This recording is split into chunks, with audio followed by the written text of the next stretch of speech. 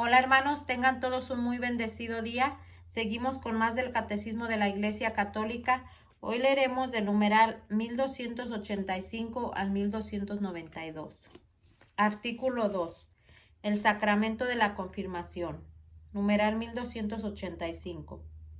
Con el bautismo y la Eucaristía, el sacramento de la confirmación constituye el conjunto de los sacramentos de la iniciación cristiana, cuya unidad debe ser salvaguardada.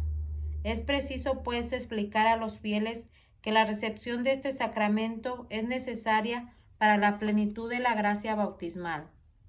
En efecto, a los bautizados el sacramento de la confirmación los une más íntimamente a la Iglesia y los enriquece con una fortaleza especial del Espíritu Santo.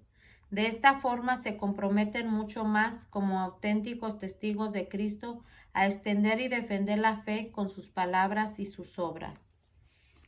La confirmación en la economía de la salvación. Numeral 1286.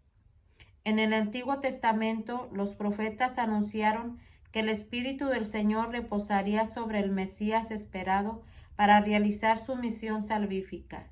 El descenso del Espíritu Santo sobre Jesús en su bautismo por Juan fue el signo de que Él era el que debía venir, el Mesías, el Hijo de Dios. Habiendo sido concebido por obra del Espíritu Santo, toda su vida y toda su misión se realizan en una comunión total con el Espíritu Santo que el Padre le da sin medida. Juan 3, versículo 34. Numeral 1287. Ahora bien, esta plenitud del Espíritu no debía permanecer únicamente en el Mesías, sino que debía ser comunicada a todo el pueblo mesiánico. En repetidas ocasiones, Cristo prometió esta efusión del Espíritu, promesa que realizó primero el día de Pascua y luego de manera más manifiesta el día de Pentecostés. Llenos del Espíritu Santo, los apóstoles comienzan a proclamar las maravillas de Dios. Hechos 2, versículo 11. Y Pedro declara que esta efusión del Espíritu es el signo de los tiempos mesiánicos. Los que creyeron en la predicación apostólica y se hicieron bautizar, recibieron a su vez el don del Espíritu Santo. Hechos 2, versículo 38.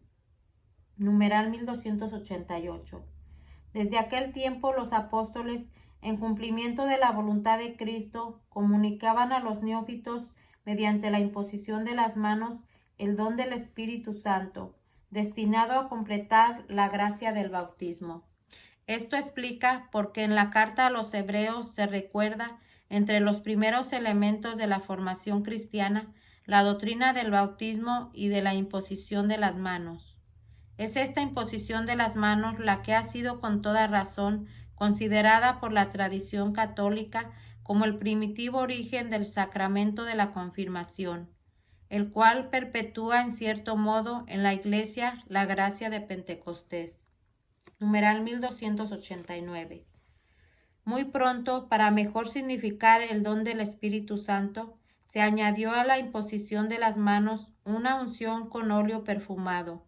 Esta unción ilustra el nombre de cristiano, que significa ungido y que tiene su origen en el nombre de Cristo, el que Dios ungió con el Espíritu Santo. Hechos 10, versículo 38. Y este rito de la unción existe hasta nuestros días, tanto en Oriente como en Occidente. Por eso en Oriente se llama a este sacramento crismación, unción con el crisma o mirón, que significa crisma. En Occidente, el nombre de confirmación sugiere a la vez la confirmación del bautismo, que completa la iniciación cristiana y el robustecimiento de la gracia bautismal, frutos todos ellos del Espíritu Santo. Dos tradiciones, Oriente y Occidente. Numeral 1290. En los primeros siglos, la confirmación constituye generalmente una única celebración con el bautismo y forma con este, según la expresión de San Cipriano, un sacramento doble. Entre otras razones, la multiplicación de los bautismos de niños durante todo el tiempo del año y la multiplicación de las parroquias que agradaron las diócesis ya no permite la presencia del obispo en todas las celebraciones bautismales. En Occidente, por el deseo de reservar al obispo el acto de conferir la plenitud al bautismo, se establece la separación temporal de ambos sacramentos. El Oriente ha conservado unidos los dos sacramentos, de modo que la confirmación es dada por el presbítero que bautiza. Este, sin embargo, solo puede hacerlo con el mirón consagrado por un obispo. Numeral 1291. Una costumbre de la Iglesia de Roma facilitó el desarrollo de la práctica occidental.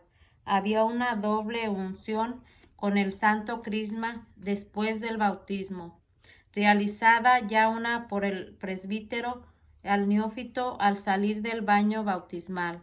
Es completada por una segunda unción hecha por el obispo en la frente de cada uno de los recién bautizados. La primera unción con el santo crisma, la que daba el sacerdote, quedó unida al rito bautismal. Significa la participación del bautizado en las funciones proféticas, sacerdotal y real de Cristo. Si el bautismo es conferido a un adulto, solo hay una unción posbautismal, la de la confirmación. Numeral 1292.